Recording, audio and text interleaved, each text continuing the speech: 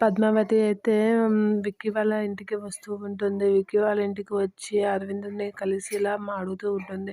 వదిన మీరసలు ఎందుకు మీ నాన్నగారితో దూరంగా ఉంటున్నారు? అసలు మీ నాన్నగారికి మీకు ఏంటి మధ్య ఉన్న ఇది అని అడుగుతూ ఉంటుంది. ఆ మాటలకి అరవింద అయితే ఎందుకు పద్దు ఇప్పుడు అంటే, చెప్పండి వదిన నిన్న అంత జరిగాక నాకెలా చెప్పకుండా ఉంటారు? నాకు చెప్పాల్సిందే అని అడుగుతూ ఉంటుంది. ఆ మాటలకి అరవింద అయితే మా నాన్నగారికి మాకు ఏ ఇది ఉండేది కాదు విక్కీ. మా నాన్న మమ్మల్ని చాలా బాగా చూసుకునేవాడు. మా అమ్మని, నన్ను అందరిని బాగా చూసుకునేవాడు.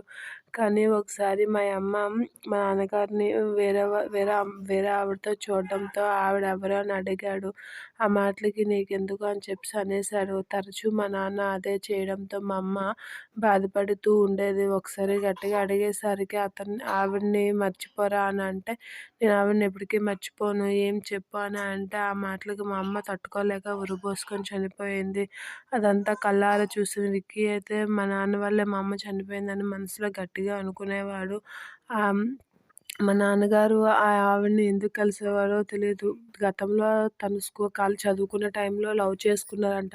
కానీ పెళ్లి చేసుకోవడం అవ్వలేదు. మా అమ్మని పెళ్లి చేసుకున్నాక ఆవిడని మర్చిపోయామని కూడా చెప్పారు. తర్వాత ఇప్పుడు మాత్రం ఆవిడతో కలవడం మా అమ్మకి ఏమాత్రం ఇష్టం లేదు. అది తెలిసి మా అమ్మ ఎంత చెప్పినా వినలేదు మా నాన్న. దీనికి మా అమ్మ చనిపోవడం దానికి కారణం మా నాన్నగారే అని విక్కీ గట్టిగా నమ్ముతున్నాడు అని అరవింద చెప్తుంది.